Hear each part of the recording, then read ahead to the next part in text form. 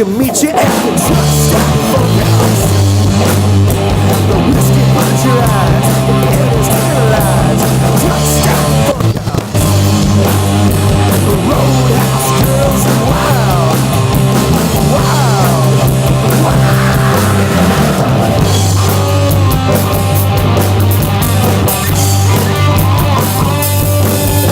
Walking out of bed and the old lady's picture.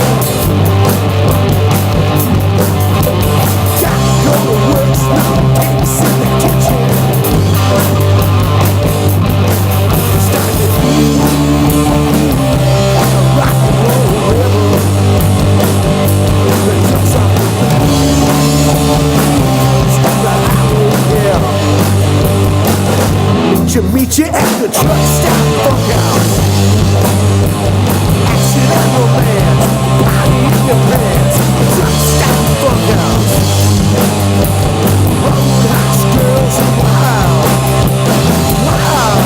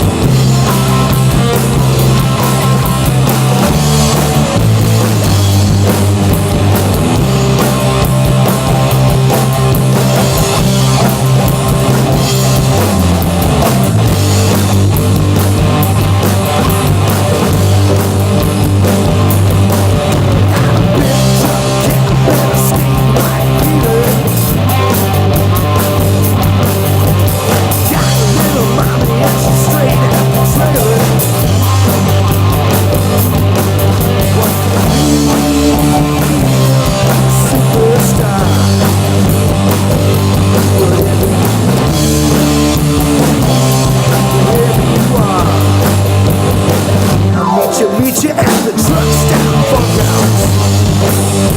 The whiskey burns your eyes, the air is paralyzed. The truck stop bunkhouse. Roadhouse girls are wild, wild, wild. At the truck stop bunkhouse. Action and romance, party in your pants. Truck stop bunkhouse. Roadhouse girls are wild, wild,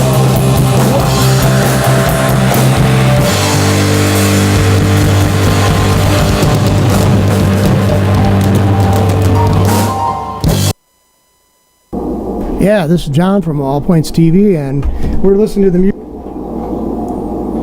of Bud Slawter. So I turned my own microphone down. So not, rookie mistake there. Anyway, Bud, you haven't been in the studio for a couple of years now. No, it's been more than longer than what I thought it's been. But it's great to be on here on All Points TV, and thanks a lot, John, for having me in here again. Yeah, it's always good to have you in here. Anyway, that was a track off your newest CD, or? Yep, latest release of music called Grab My Junk. The name of that song was Truck Stop Funkhouse. Wow, I mean, it's definitely, when I'm listening to you, I definitely can see that this is like music I probably could have grown up and hearing. That's exactly. Yeah, like it's the old style of hardcore rock and roll. Yeah. Exactly. Not acid rock or whatever, but well, borderline. Borderline, yeah. But anyway, well, when you hear the next track, you might. Yeah, it's like what?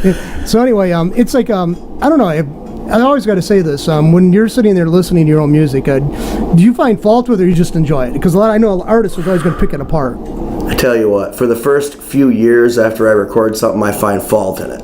But when I put it on a long time in the future, I just enjoy it.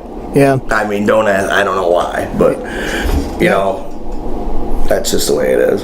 No, I mean, it's like, it's been like I said, it's a long time you've been here. I mean, you've had, how many albums do you have now, or CDs, albums? Well, there's four full-length CDs, but then there's been several releases like this, 4 songs here and there. There's been a few of those, and then there's been a couple of live CDs. So it's probably around 7. Wow, that's quite a bit. Yeah. Now, before Bud Slawter Band, you know, let's face it, you're Bud Slawter. So, I mean, let's talk about, I know you don't have your crew, your members there, the other members, but would you want to talk about mention some of their names? So. Well, our drummer, Greg Cleaver, I wanted to mention him also because he is the person that produced the music that we're going to be hearing today. Okay. And, I'm kind of proud of that. And also our bass player is Dave Taylor, a well-known person around here, and I'm sure people are familiar with him. Yeah, it's like, I've always thought it was amazing that you've been, how many years you've been involved in music now? Hard to say. Whole life. Now you've been plugging away. I mean, you go on tour, and you get, you're pretty widely known. I mean, how many states have you traveled during your course of your career? Just regionally. Yeah, so it would be like Michigan, Indiana, Ohio, Illinois, Ohio, and yeah. So anyway, now what was how long ago was it when you put out your last CD that you were in here for? I mean, it was a few years ago. I'm trying to think. I thought, well, that isn't the last one I was in here for. I think it might have been, I don't know if was I in here promoting Testosterone in 2014. I think you were. I think I was, yeah. So that would be the last. Well, that was one. in a different studio. So it was the song, and before that we had the single from it, American Sun. Yep. Turned out real well, and a song we love to play. Now, okay, we were talking a little bit earlier before we started the show. I mean, this interview, and you're, within you kind of contemporary me. We grew up basically along the same time. So, who would you say influenced your musical selections, your musical tone? Well, I would say my influences start in the late '60s through most of the '70s, and maybe a small amount of the '80s. Now, you definitely who do you find yourself like? Maybe with inadvertently, just totally off chance, you kind of emulating, you kind of copying, who do you find yourself like? Well, your whole life you copy everybody you know, and then finally you just are yourself, I guess, when you're old, when you're elderly. So I don't know. I always liked Jimi Hendrix. Yep. I always loved the Grateful Dead.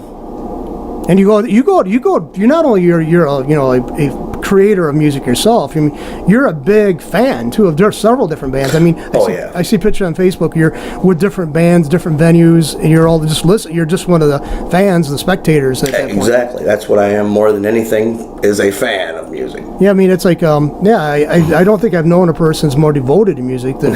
Well, you're one of the more. I've had people who travel. I've talked to people who travel all over the country for the Dead. Dead before the demise of Jerry Garcia, but then also the other bands that came out of that, they are big followers of them as well. Well, the Dead and Company is their latest, group that they got is Dynamite. That's John Mayer and O'Teal from the Allman Brothers, and we're going to see them.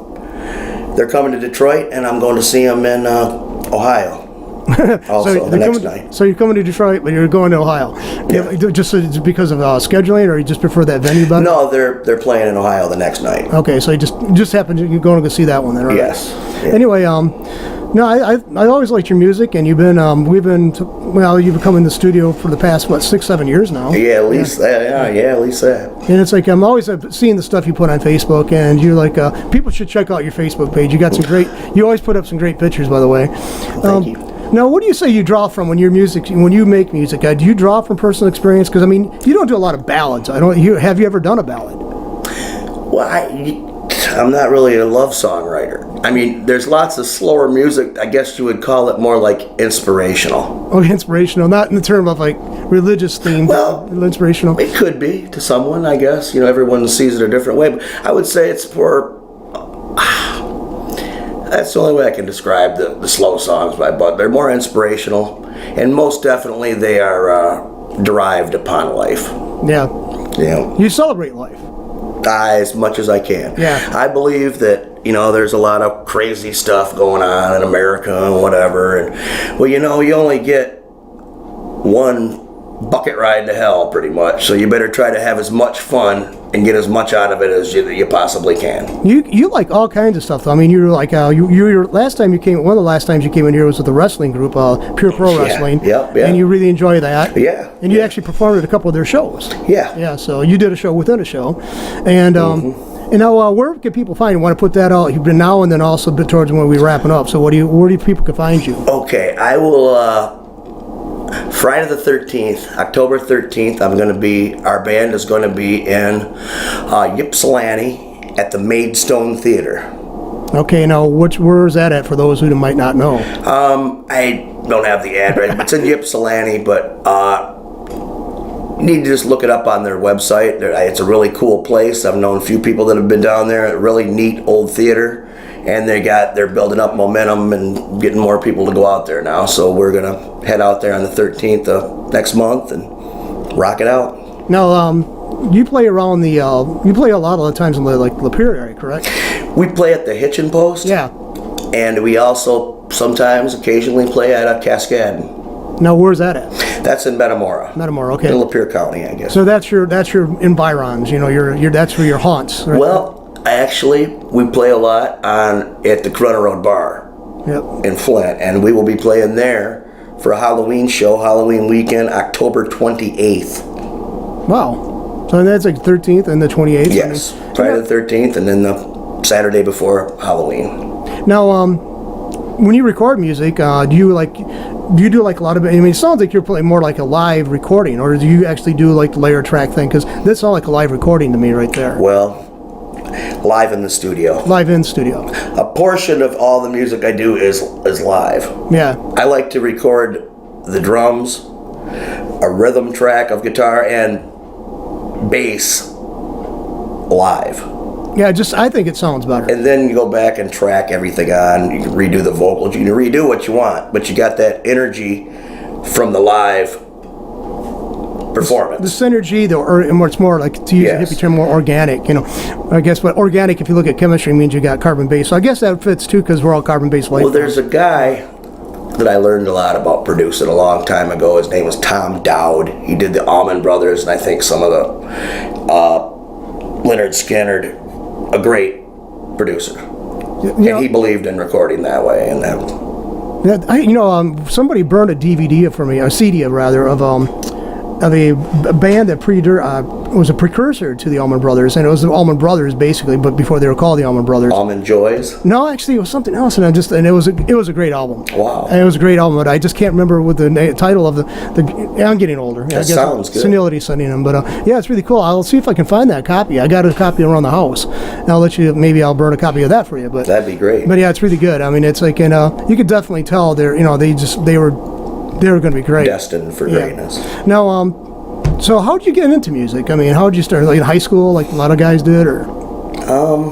My mother always just listened to a lot of music when I was a little kid. I had pretty good taste in albums and stuff. I guess that's kind of where I became familiar. Then, as kids, we'd put together stuff, try to make sound come out of it, make amplifiers and make little PAs and old crappy guitars, and we're probably young, right? 12, 13, around that. Now, how old were you when you got your first guitar? I had one. Really, the first instrument that I learned and I took lessons when I was little was drums.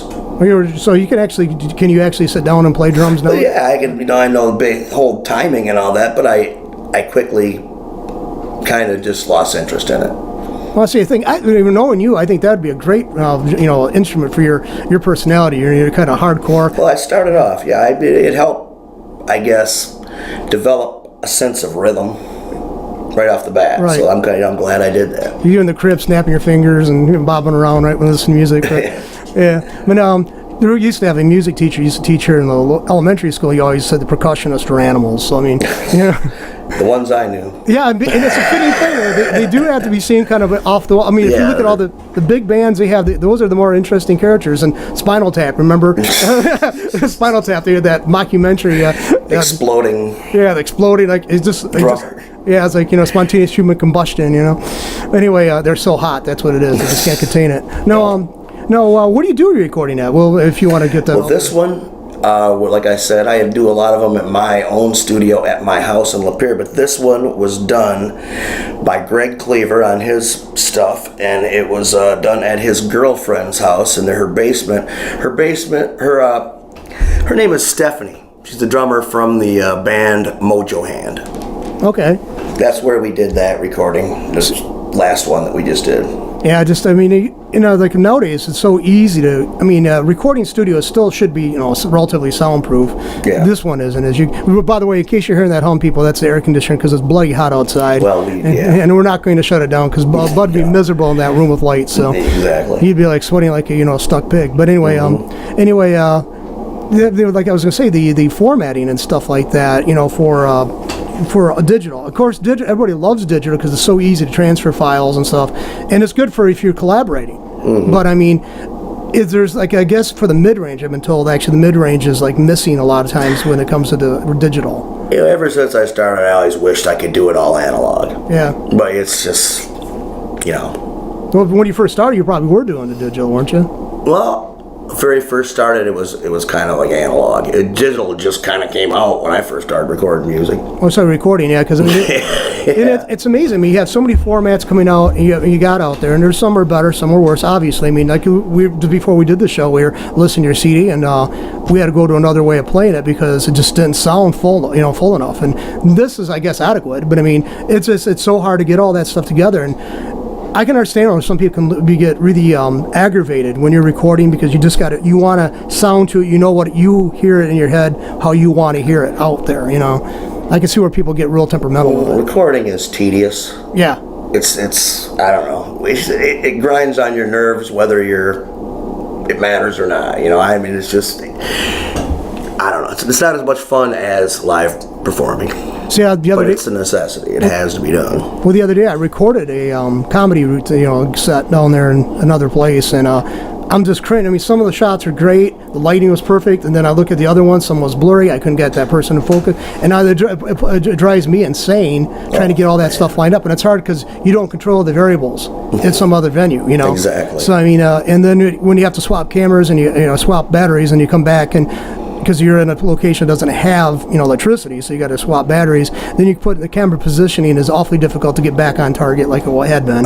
So I can understand where some people just basically get really hard to deal with. I can understand that. People's nerves get wound up in the studio. Now, do you guys practice weekly together? Or? Well, we usually do. Yeah, we try to much as we can. We play every couple weeks too. So. Yeah, we try to get practice in a week. Keeps everything tight that way, doesn't it? Well, usually at our practices, we're working on new material.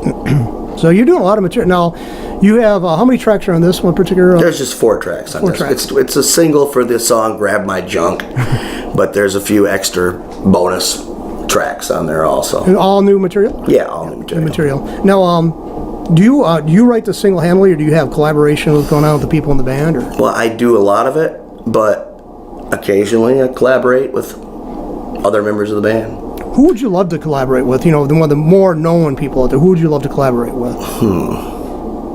Would I like to collaborate with? Not holding a seance like for Jimmy or something, okay? Well, I would like to collaborate with Prince. Oh, that... but, that was devastating when he died. That's not going to happen, so that's very sad. How many instruments? What happened there? What, 20 instruments, 20-some instruments he could play? Infinite. I don't know. Whatever they give him, I think he can play it. He could have played it. But I heard that he already, in that vault, there's already 50 years of material already remaining that haven't been recorded. They said they could release an album for another 50 years. The stories about him spending all that, going to the studio, coming out 48 hours later with a whole album made himself and stuff. There's got to be all kinds of stuff in there. Yeah, because another thing is too, he didn't get a lot of his stuff, a lot of his recordings didn't get a lot of play in the press. He released a lot of stuff relatively quietly. I mean, I'll hear a song and I can, somebody's playing, I can listen to it, I can hear the vocals, and it's very distinctive, but it's something I hadn't heard on the radio to my knowledge. Well, he was one of the first artists I can remember that really started to make the internet, like that kind of thing, work for him aside. I guess he foreseen what was coming. And he was selling songs on the internet and releasing them long before I remember anybody doing that. Yeah, and And now it's the norm. Now, that brings up a point I've always tried to ask, bands and band members and solo artists. Years ago, you used to have to get a recording contract, and then that company would move you through the paces. They'd have people in place to do marketing, to do the distribution. So it's a good thing in a way what we got now. You can release stuff immediately as soon as you record it. You're satisfied with it, you release it. But it's also a bite in the ass because you now you don't have this apparatus behind you. Well, here's the thing about that is back in, a while back, years ago, you could win the lottery. Yeah. You could just be some nobody, somehow end up with some great song and have it get in the top 10, or just some off-the-wall song end up number 1. Right. And it's like winning the lottery. Well, that's not the way it is. They don't have that anymore. You have to grind and scratch and just make the best out of what you have yourself. So do you find it's like, do you welcome the way it is now, or do you wish we could go back? I kind of wish it was the way it was. Yeah, I do too. I can see that because I can see you having a record company behind you. I liked going to stores and purchasing albums, and I liked album rock, which is, I don't know if they have that anymore. Yeah. And it just seems like you hear singles, and then they do have everything. And the term drop, it just to me, it's like it's an odd term to use because it's always come out or release, but now it's like dropping. It's like it's sitting there dangling off the shelf or something. I don't understand that, but I mean, it's just a change in the colloquialism, whatever. But anyway, now who do you find yourself besides the ones we already alluded to? I mean, is there any more current bands like out there like we consider pop that you appreciate, or you find it all distasteful? I like Marcus King Band. I don't think I'm familiar with that one. I'm going to have to look it up now. I do like him. Really good. Young guy, great blues guitar player, rocking. I've seen him several times. I seen him last winter at the Warren Haynes Christmas Jam, and then I also seen him at the Peach Festival this year. So, I mean, I got to look him up. So, I mean, that's what I'll do after. Yeah. So, folks, Marcus King Band, really good band, good guitar player. Is he a local or from some? I think he's from down south somewhere. Now, you really like probably most rockers love rhythm and blues. They draw from it. And also, they also maybe some elements of country, especially country bands are big. Country rock bands are big in the 80s. You had 38 Special, you had ZZ. Like ZZ Top's more. I don't know how to categorize it because they definitely draw from the blues, but they are more of a harder edge rock. Like you're kind of similar to what you do. I don't really consider them country. No, they're not country, but they got a kind of bluesy, but a harder edge rock. Yeah. I mean, I remember the music of the 80s and 70s and 80s more than I did the 60s because I was 63 I was born, so I can't remember that much in the crib myself. Well, it was all still being played when I was little. Yeah. All that stuff was still popular from the 60s and early 70s. I had my experience a little different. My dad was his family was in the Shriners band, the Shrine band that went around circuses and other.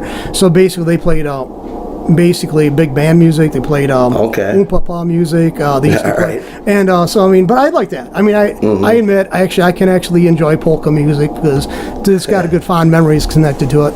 I didn't listen to country for a long time, and now I find it's not as unpalatable to my ear, I guess, as it used to be. Like the modern. The only thing I like about the country music at all is like back in the a lot of them stories. Some of the songwriting was pretty good storytelling, also. Yeah, and it's a cohesive song back in the like Willie Nelson or some of them. They do. They have some cohesive storytelling in the lyrics. Yeah, I mean, so I'm always in the country that was always tear-jerking stuff. Yes, I guess that's what I liked about it. Yeah, sit there and drink your, slug down your Jack Daniels and get all depressed, and enjoying doing that at the same time, I'm not so crazy about the modern pop country. No, it's hard to discern that. I mean, it's hard to distinguish that. Excuse me, not discern, but distinguish that from what we call pop. There's one distinguish. They got a guy playing a steel guitar. It's very in few, the background. Other than that, very few country bands do that now, though. Well, don't they throw that in the mix? Now it's country? I thought that's what it was, or a fiddle, or, you know. Yeah, and like I always thought it was the and that sound really is kind of cool. But You know, I like it. Yeah, I like to slide pedal guitar. would you ever play with a country band? I can't say I wouldn't go up and play some songs, but I can't see me matriarching a country band because I'm not a country person. Right. I don't know. You know, I'm closer, I guess, to the urban type style than what I am to a country type style. Now, would you ever lay down some tracks or collaborate with a rapper or hip hop artist? I would. Yeah, so okay. Maybe they would want you to lay down some guitar tracks. Yeah, I would. I mean, that's. See, to me, I think with the feeling I get from you, and because I've known you for a while, you just love music. I mean, you're willing to listen. You kind of got an open mind about that stuff. So I mean. Well, yeah. If there's something I like about it, it could be anything. Right. I mean, I like all kinds of music. I mean, I'll go to the symphony orchestra. I mean, I'll go to, I'll listen, like I said, that stuff I grew up with. I mean, It Polish. could be anything. Right. You don't know what's going to You can find worth in anything. You never know when it's coming. Now, as a kid, your parents encouraged you. Obviously, they played it. Well, yes, and yeah, they did not encourage me. I wasn't forbidden, that's pretty much. It's like, so that was a green light for Bud, okay. Mm-hmm. So, anyway, I don't know, you're going to be, let's see, I don't know what else you can say about your music that, we haven't covered in other shows, and I want to bring people up to, but I'd like to say that you want to cover again the new update, your upcoming appearances. Let's reiterate that. All right, we got a show coming up in Ypsilanti, Okay. October 13th, Friday the 13th, and the Maidstone Theater. Maidstone Theater, and you got to look that up, Google it. Look it up on Facebook or whatever, look it up they have websites, and I'm just right, I can't remember the address exactly, but it's in Ypsilanti. And then on the 28th of October, we'll be back to the Corunna Road Bar for a Halloween bash. Now, y'all like to play the country. I mean, I've heard some good, I've heard bad. I've heard people complain about the Corunna Road Bar, and I've had people that are like diehard fans of that. And it's a good mix, I think. Me? I've been playing there for a long time, and I've always had a good time. Yep. Never really have anything bad to say at all. I've talked to people who come from there, who not come from there, but who go there, or regulars, and I've always liked the people and got along with them. I've never been there for a show, though, because every time they want us to come up for a show, I got other things scheduled for the studio. So it's like, and one person running the stuff in the studio makes it hard to get out sometimes. So. Well, the Corunna Road Bar, I give them a lot of credit. They're a good rock bar. There's not, I don't know how many more rock and roll bars there really are around. There's a few. Machine Shop. Now, that's got a huge draw. Yeah. It's a good venue. A lot of people really like it. Mm-hmm. And they've just last weekend, one of my friends, she's from another part of the state, was up there watching a show up there and listening to a show, attending a show up there. And they seem to draw major talent too. Yeah. Yeah. So National acts. National acts. Yeah. Now, see you. Where would you like to play? I mean, if you had an arena, who would you like to be part of the lineup for, or be part of that? I would love to get on one of those summer festival tours. Like the Beach Festival and all that kind of stuff, Lockin' and all that kind of stuff. Lockin'? The hippie festival. Okay. That's like the stuff that I would like to get into. You see, I admit, I mean, I know what I with the jam band scene. See, now you probably get familiar with Widespread Panic. Yeah, I seen them. Yeah, see, one of my friends, she's from the South. She's big into the Widespread Panic. I seen them this summer. Now, where are they from? They are from the South. I really don't know too much about them. All I know is they got a really good guitar player. That guy, Jimmy Herring. Okay. I seen him playing with Greg Allman a lot years ago, and I also seen him playing in a Further festival. Further. Where was that held at? That was at Pine Knob. Okay. Now, we lost Greg just a few months ago, didn't we? I heard, Memorial Day weekend. Yep. I was out having a good time. I was enjoying a festival myself, and we were standing there, and on the radio we heard the news, and it was very, very depressing. And the Peach Festival that I went to this year, last year Greg got sick and couldn't play at it. This year, Greg passed away and couldn't play at it. So it was kind of the Peach Festival is the Allman Brothers Festival. Yeah. Okay. Oh, okay. Yeah, Greg Allman, so. And he wasn't all that old. I mean, he was in his 60s probably, I think, or... He might have been 70. Maybe 70, because I know that... 69. 70. I know that Cher, obviously, his brother broken up about his death because, I mean, this is the second ex-husband she lost, and she really was broken up when Sonny Bono died. They say he was a real smart guy. You know, very good businessman, from what I heard. That's what they say. And I guess he originally was from the Detroit area. I didn't know that. Yeah, he was from Detroit, and see, a lot of people came out of Detroit. I mean, Michigan, when we had all these factories going, you had people, working at the factories, but you also had their kids getting into music. They had disposable income. They can buy the great, amps and the great guitars for the kids for birthdays or Christmases. Well, Michigan was a lot different at one time. People had money. There was a lot of industry around here. A lot of good acts even came to Flint when I was a child. Oh yeah, I mean, this was the first. I don't know. Did you know this? Sean Chittle. I didn't know this until Sean Chittle actually had this in one of his documentaries he was coming up with. This was the first place that AC/DC made its North American appearance. Oh, really? Place, yep. Wow. And that was back in the late '70s. So well, it wasn't a bad town to go to if you were an act. There was people there that had money and children and all kinds of stuff to create revenue. Well, let's face it. We had a lineup all the time at the out there at Sherwood Forest. I wish I would have been old enough to My brother play was. out there. My brother was. I got a half brother 10 years older than I am, and he made it out there quite a few times. I wish I'd have been old enough to jam there. And the Who was a huge following here before They it had went national. some sort of a link to Michigan in some way because they. I think it was Peter C. Cavanaugh was actually a big supporter of their music, and he used to be a legendary DJ here in Flint. Now he's retired out in California. He just wrote I think another book. That would be good to read. Yeah. So and also we have Pete Flanders, and he's also got I think it's Musical Memories or Flanders Memories or something like that up on Dort Highway. Yeah, I've been there. Yeah. So I mean, also he offers some unusual service stuff. So if you get a chance, I didn't even intend to do this, but if you get a chance, look that up. Is it Musical Memories? Isn't it?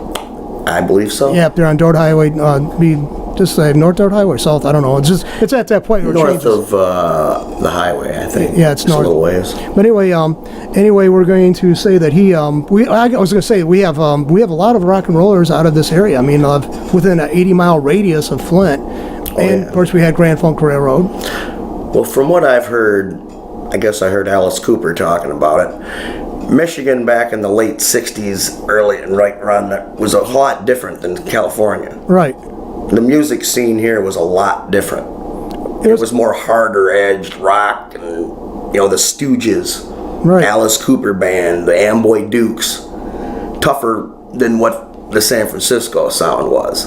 Yeah, there definitely seems there's different in sound, different in personality. Around the same time, from what I hear, it was a lot different in Michigan. And a lot of bands came out of that, like Grand Funk and the Rockets, and I don't know. Oh, so it's like let's see, a question mark, and Mysterians, which is kind of an odd sound, but I guess that's kind of predates all that.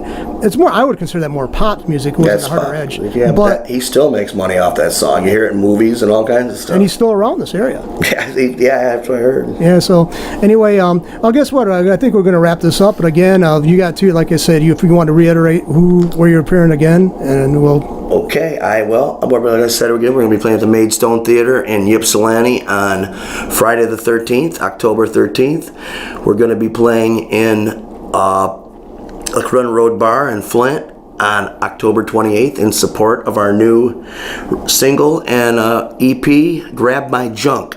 And I'd like to also to tell everyone that I always stress the importance of songwriting. Extremely important. Not everybody's meant to be a living organic jukebox. If we don't write any more songs, that's the end of the story. Yeah, I mean, it's like so many people are doing covers and stuff, which isn't bad. The covers are fun, something to jam on, but if we don't write any more songs, that's the end of the story. And that's like, that's end of the. I hope it doesn't end, but it doesn't seem like. Now, for me, life's not done evolving. There's all kinds of material up ahead of me to write about. Yeah. That's why you kind of got to wait to live life and, I guess, share what you've learned about it, I guess. I could see you organizing a band at the old folks home, wherever you go. Everybody dancing around with their walkers there.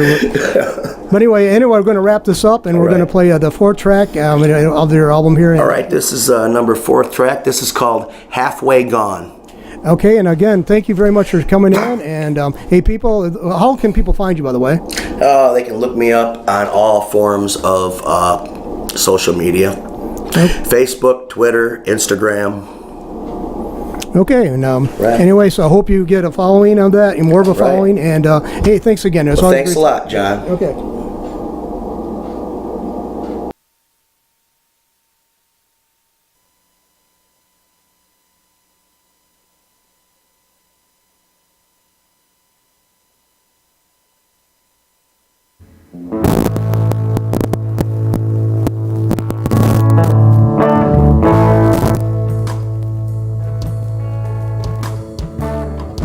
Halfway gone,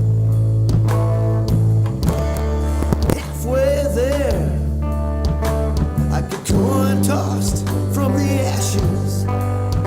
Let the chips fall where they lay.